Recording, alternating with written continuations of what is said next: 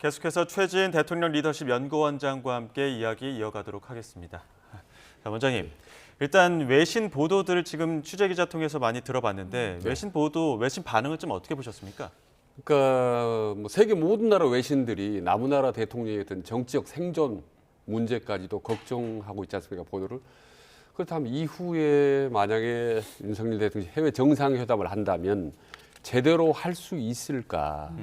남은 나라 정상들이 미국이나 영국, 프랑스 같은 해외 대통령 수상들이 우리나라 대통령을 만나면 어떤 마음을 갖고 할까? 그리고 이후에 여러 가지 협상들이 국제적인 협상들이 제대로 이루어질지 많이 걱정입니다. 지금 유엔도 우리나라 걱정하는 성명을 냈거든요.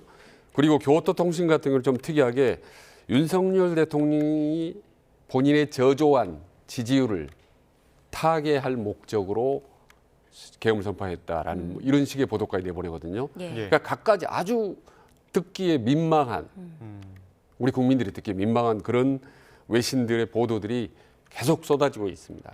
아주 걱정됩니다. 앞으로. 지금 저 속보가 들어와서 속보 내용도 다시 한번 전해드리겠습니다. 조승래 수석 대변인이 전한 이야기인데요. 지금 민주당이 윤 대통령 그 탄핵안을 준비 중이고 오늘 안에 발의할 방침이다, 이런 소식이 속보로 들어왔습니다. 네, 이제 본회의 보고는 내일 될 것으로 예상이 되는데요. 이제 민주당에서 윤 대통령 탄핵안 준비가 완료됐다, 오늘 발의할 것이다라는 입장을 조금 전 밝혔다는 소식이 전해졌습니다. 자, 그리고 또 하나 속보가 있습니다. 우원식 국회의장이 오늘 오전 필립 골드버그 주한 미국 대사와 한 8분 정도 통화를 했다는 소식이 전해졌습니다. 우원식 의장은 대한민국 민주주의 역량의 변함없는 신뢰를 당부했고요. 또 필립 대사는 한국에 대한 굳건한 지지를 강조하기 위해서 연락을 했다 하면서 둘 통화의 어떤 배경을 설명을 하기도 했습니다. 예, 자, 계속해서 원장님과 좀 이야기를 나눠볼 텐데 조금 전 이제 속보로 전해지기로 민주당이 탄핵안이 준비됐고 오늘 발의하겠다라고 밝혔거든요. 앞으로 어떤 과정을 거치게 될까요?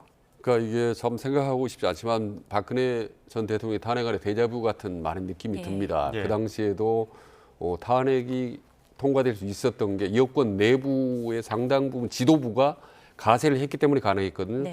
지금 보시면은 뭐 민주당은 두말 할 것도 없고 지금 국민의힘 한동훈 대표를 중심으로 한 친한계들도 지금 이 탄핵안에 가세를 했기 때문에 상당히 좀 탄력을 받을 것 같습니다. 그리고 민주당은 탄핵뿐만 아니라 즉각 퇴진, 바로 즉시 사퇴, 하야 이런 표현들을 지금 계속 어제부터 오늘까지 쓰고 있습니다. 앞에 당연히 조사를 써서 즉각, 즉시라는 표현을 쓰기 때문에 탄핵뿐만이 아니라 여러 가지 전방위로 임기를 조기에 단축시키는 그런 모든 전략적인 수단과 방법이 총동원될 거라고 봅니다. 문제는 국민의힘이 가세하고 있고 거기다가 대통령 입장을 방어해주고 보호해줄 만한 아무런 단체나 사람이 없다는 거죠. 대통령이 많은 어려움을 무릅쓰고 감수를 하고 계엄령을 선포해서 거기에 대해서 뭔가 동의하고 설명해주는 측근 친윤계 한 명이라도 있습니까? 권성동 의원이라든지 추경호 의원이라든지 윤한홍 의원이라든지 친윤계 한 명도 없지 않습니까? 그렇죠? 그리고 보수 언론, 보수 단체 아무것도 없거든요. 그래서 윤석열 대통령 이 이후의 상황을 수습을 해 나가야 될 텐데 누구하고 어느 단체하고 해 나갈지 그리고 최소한들이 지지하는 그룹은 누가 어디에 있는지 혹시 혈혈 단신은 아닌 건지 유일하게 가장 깊게 의논을 했다고 알려진 국방부 장관 김용현 장관도 보면 지금 어떻게 보면 계엄령이 공범 사태 비슷하게 몰려서 활동을 못할 겁니다. 대단히.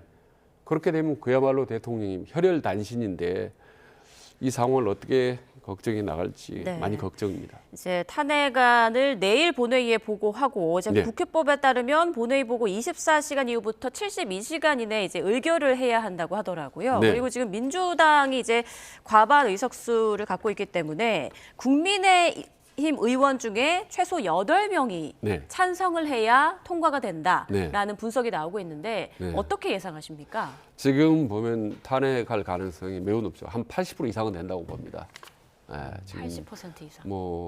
이 오늘 하루 사이에 윤석열 대통령이 어떻게 또 협조를 구하고 내부적으로 어떤 소통이 될지 모르겠지만 지금 현상으로 보면 80% 90% 이상은 통과될 가능성이 높다고 보고 설령 만에 하나 통과되지 않다 하더라도 이미 상황은 최악으로 치닫기 때문에 이거를 어떻게 대통령이 수습을 할지 하고 통과되면 그야말로 걷잡을 수 없다고 보는 거죠. 특히 거기다가 일주일 후에 있는 김건희 여사의 특검법까지 포함하면 사면초가 상황이죠. 예, 지금 저희 그 금융시장 상황도 굉장히 지금 면밀하게 주시하고 있는 상황인데 지금 현장 한국은행 부총재부가 브리핑을 하고 있습니다. 현장 연결해 보겠습니다. 시장의 변동성은 동 조치가 해제된 이후 다소 안정되는 모습을 보이고 있습니다. 이와 관련하여 금융통화위원회는 당분간 금융외환시장의 불안 요인이 잠재해 있는 만큼 시장이 안정화될 때까지 모든 가능성을 열어두고 적극적인 시장 안정화 조치를 시행하기로 하였습니다. 시장 안정화 조치의 자세한 내용에 대해서 말씀드리겠습니다. 한국은행은 정부와 함께 발표한 바와 같이 금융외환시장이 안정될 때까지 한시적으로 유동성을 충분히 공급해 나가기로 하였습니다. 먼저 오늘부터 비정례 RP 매입을 시작하여 단기 유동성 공급을 확대할 것입니다. 이와 관련하여 원화 유동성 공급이 원활히 이루어질 수 있도록 금융통화위원회는 RP 매매 대상 증권 및 대상 기간을 확대하는 것을 의결하였습니다. 자세한 내용은 보도자료에 첨부되어 있는 자료를 참고해 주시기 바랍니다. 이와 함께 필요시 전액 공급 방식의 RP 매입을 실시하고 채권 시장과 관련해서 국고채 단순 매입, 통한증권 환매를 충분한 규모로 실시하는 것을 생각하고 있습니다. 그리고 한국은행법 제64조 및 제80조에 의거한 대출이 필요한 경우에는 금통위의 의결을 거쳐 신속하게 대응할 수 있도록 철저히 준비해 나갈 계획입니다. 외환시장과 관련해서는 외화 RP 등을 통해 외화 유동성을 공급하고 환율 급변 동시 다양한 안정화 조치를 적극 시행해 나갈 것입니다. 그리고 원활한 지급 결제를 위해 금융기관의 순이체 한도를 확대하고 담보 설정이 신속히 이루어질 수 있도록 조치하겠습니다. 앞으로 우리 경제의 양호한 펀더멘탈과 강건한 대외 건전성으로 시장 심리가 점차 안정될 것으로 기대하고 있습니다. 그렇지만 한국은행 금융통화위원회는 금융외환시장의 상황의 변화를 예의주시하면서 필요한 경우에는 추가 조치를 적극 강구해 나갈 것입니다. 예, 이상 설명을 마치겠습니다.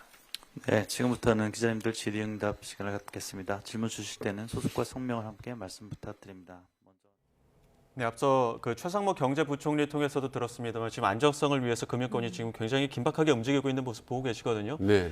우리 금융시장에 좀 어떤 영향을 미칠까요? 물론 뭐 경제 전문가는 아니시겠지만 네. 그 외신의 다양한 반응들을 봤을 때는 지금 상당히 좀 여러 여파가 좀 이어질 것 같은데요. 이미 지금 뭐 환율도 급등하고 주가나 뭐 선물 같은 것도 폭락하고 있지 않습니까? 이런 네. 부분들이 영향이 빠르게 올 가능성이 높다고 봅니다. 사실 국민들 입장에서는 정치보다 훨씬 더 중요한 것, 위험한 것이 경제죠. 예. 지금 가뜩이나 경제 안 좋다는 건 뭐 다 아는 사실인데 이 판에 지금 어떤 금융시장 자체도 상당히 좀 요동을 칠 거라고 보는 거죠. 거기다가 지금 민노총이 무기한 총파업을 하게 되면 회사란 기업의 근로자들, 노동자들의 또 구멍이 뚫리는 거 아니겠습니까? 예. 그러면 서민 경제라든지 어떤 여러 가지 민생 경제라든지 전반적으로 크게 뿌리교체 흔들릴 수밖에 없는 지금 상황이다라고 봅니다. 그래서 예. 부총재 보고가 나와서 설명하는 정도로 과연 금융시장이 안정을 되찾을 수 있을지는 매우 의문이고 아까 관계부처 관련 장관들이 잠깐 나와서 얘기를 했지만 이후에 후속 조치를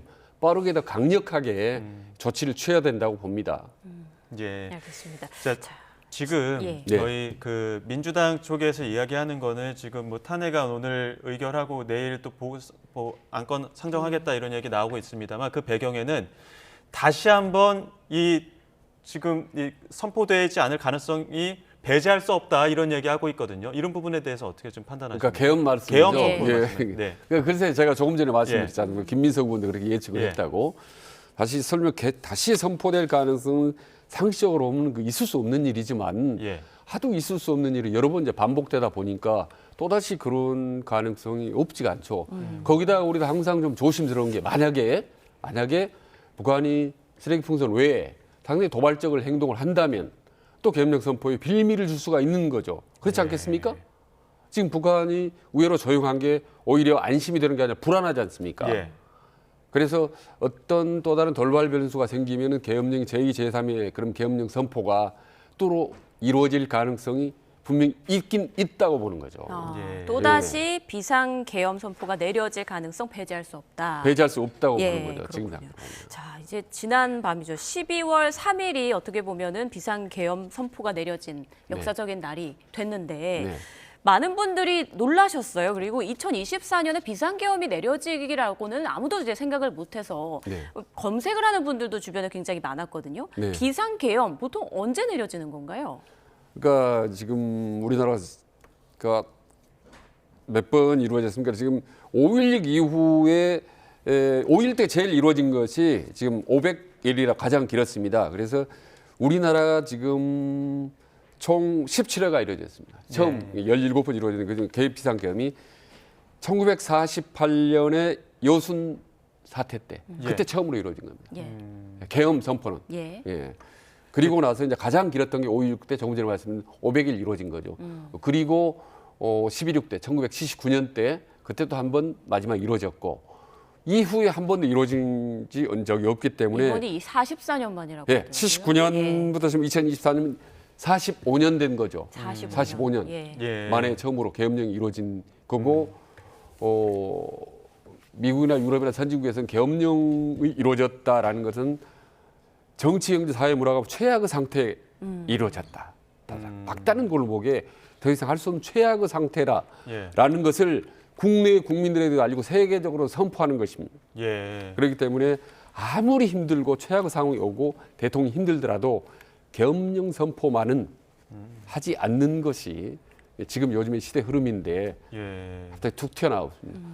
근데 지금 윤 대통령 좀 공식 일정들, 공개 일정들은 다 미뤘다는 거 아닙니까? 네. 그런데 지금 참모진까지 지금 사퇴 의사를 밝히고 있는데 그럼 지금 대통령실이랑은 어떻게 소통할 수 있는 겁니까? 그래서 그게 걱정이 되는 거죠. 지금 조금 전에 비서실 전부 사퇴를 예. 했는데 그럼 경제수석이나 정책수석들, 민정수석 다 그 관련된 부처하고 긴밀하게 연락을 해야 되는 건데 예. 어떻게 하고 있는 건지 그 일시적으로 좀 중단된다고 보는 거고 예. 그리고 또 문제는 후임자를 선택해야 되지 않습니까? 예. 보통 본인이 사의를 표명하면 예. 사실 업무에 손을 놓습니다. 제가 청와대 있어 봤지만은 그리고 오히려 일하는 것 자체가 대통령이나 후임자에게 누가 될 수 있습니다. 사실은 인수위가 준비하는 거죠. 예. 그럼 바로 후임자들을 바로바로 이제 선정을 해야 되는 건데 지금 상황으로 볼 때 비서실장이나 정무수석, 경제수석들을 바로바로 후임자를 선임을 할 수 있을지는 대단히 예. 의문인 거죠. 예. 그래서 국정의 컨트롤 타워나 다름없는 대통령실이 지금 사실상 공백이라고 보는 거고 당연히 관련된 부처들도 거의 손 놓고 있을 가능성이 높다. 그래서 아까 말씀드렸지만 정치적으로는 혼란하고 복잡하고 어렵지만 실질적으로 더 우리가 걱정스러운 것은 보이지 않는 이 경제 서민들에 끼치는 이 악영향 이게 엄청나게 크다고 보는 거죠. 저는. 네. 그래서 빨리 대통령이 잘못된 설령 본인이 잘못된 판단을 했다라고 생각을 한다면 계엄령 선포가 예. 그럼 이걸 수습하는 조치를 아주 빠르게 해야 되는 거죠. 지금 연말에 개각 있지 않습니까? 예. 총리 장관을 바꾼다고 그랬지 않습니까? 그러면 전국의 모든 국정 시스템이 통째로 바뀌는 거 아닙니까? 예. 총리, 장관, 내각, 그다음에 청와대 수석까지 완전히 대한민국에서 한번 바뀌는 거죠. 예. 근데 지금은 바꾸는 게 아니라 완전히 당장 바꿔야 되는 아. 그런 이제 상황이 오는 거죠. 예. 윤 대통령이 어떤 입장을 밝힐 가능성도 있을까요? 분명히 있습니다만은 그건 빨리 바꿔야 되는데 아직까지 입장이 하나도 나오고 그렇죠. 있지 않기 때문에 답답하고 상황은 아주 빠르게 악화될 가능성이 높은 거죠. 예. 그래서 저는 이후에 어찌됐든 대통령이 어떻게 생각했든 간에 탄핵안이 어떻게 보면은 좌초가 됐고 했기 때문에 국민들 앞에서 앞으로 어떻게 해 나가겠다라는 입장을 좀 분명히 좀 밝혀야 된다고 봅니다. 예.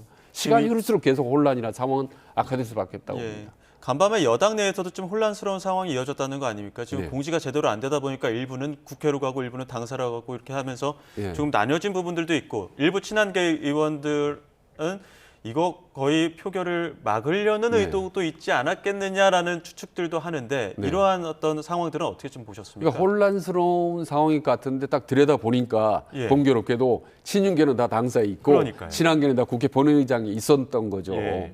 거기다가 직접적으로 계엄 해제에 대한 표결을 했기 때문에 공개적으로 윤석열에 대해서 반기를 든 거 아니겠습니까?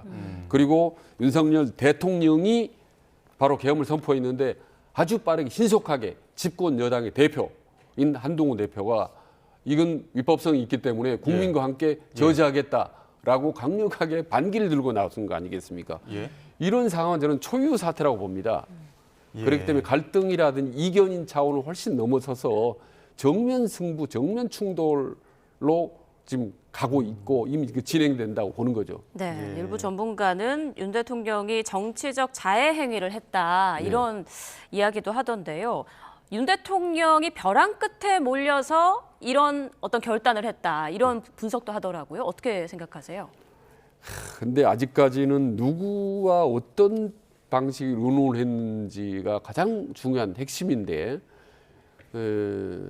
이 부분이 상당히 앞으로 논란이 될 겁니다. 예. 앞으로 국민의 절차도 문제고 하는 위헌 여부 절차인데 또 하나 방금 말씀하신 누구와 어떻게 논의했나 이 방식은 앞으로 시간이 가면 점점 밝혀질 거라고 보는 거고 만에 하나 이게 정상적인 국정 시스템이 아니라 상당히 비켜있는 비선라인 비슷한 이런 시스템과 논의를 했다는 이런 부분들이 밝혀질 경우에는 정말 파문은 이제 걷잡을 수 없다고 보는 거죠. 예, 오늘 그 감사원장이랑 검사 탄핵이 원래 예정돼 있지 않았습니까? 네. 근데 민주당에서는 이 부분을 지금 일단 유보를 한다는 입장을 밝혔거든요. 네, 네. 근데 당장 또 10일에는 또 김건희 여사 특검법 재표결이 있는데 네. 이러한 국회 상황들은 좀 어떻게 돌아갈 거라고 보십니까? 지금 민주당 입장에서는 그런 부분들을 이제 뒤로 미뤄서 일종의 세이브를 할까 남겨놓을 필요가 있는 거죠. 지금 괜히 그걸 꺼낼 필요가 없는 거죠. 예. 왜냐하면 그 사태들 방금 말씀 세 가지 사태보다 한 10배, 20배나 파괴력이 큰 이 계엄령 논란 사태가 터졌기 때문에 예. 이 모든 포커스와 공격의 포커스는 당연히 계엄의 위헌 여부, 그다음에 절차의 위헌 여부 여기에 포커스 맞추는 거죠. 예. 왜냐하면 그 전에 여러 가지 김건희 사태나 디올백 문제나 이런 도이치모터스 이런 문제는 사실 다분히 정치적 공방의 여지가 많았습니다만은 예. 이런 부분들은 구체적으로 위헌 법률 위반 여부로 직결된 문제이기 때문에 상당히 대통령으로서는 아주 곤혹스러울 수밖에 없고 야당으로서는 민주당으로서는 그야말로 이제 공격할 수 있는 확실한 호재와 예. 기회를 잡았다고 볼 수 있는 거죠. 특히 예. 이재명 거기다가- 대표에게는 큰 기회가 되지 않을까요? 네? 이재명 대표에게는 큰 정치적 어떤 기회가 그렇습니다. 되지 이재명 않을까요? 대표 입장은 그 전에 여러 가지로 어떻게 보면 천당과 지옥을 오고 갔지 않습니까? 본인의 어떤 그 형이 예. 유무죄를 오가면서. 그런데 지금은 완전히 그런 본인의 어떤 사법적 리스크를 떨쳐버렸다고 해도 과언이 아닐 정도였죠. 거기다가 그동안에 여야 협치가 안 됐지 않습니까? 근데 지금 보면 계엄령 사태를 놓고는 친한계와 민주당 협치가 엄청 잘 되고 있는 겁니다.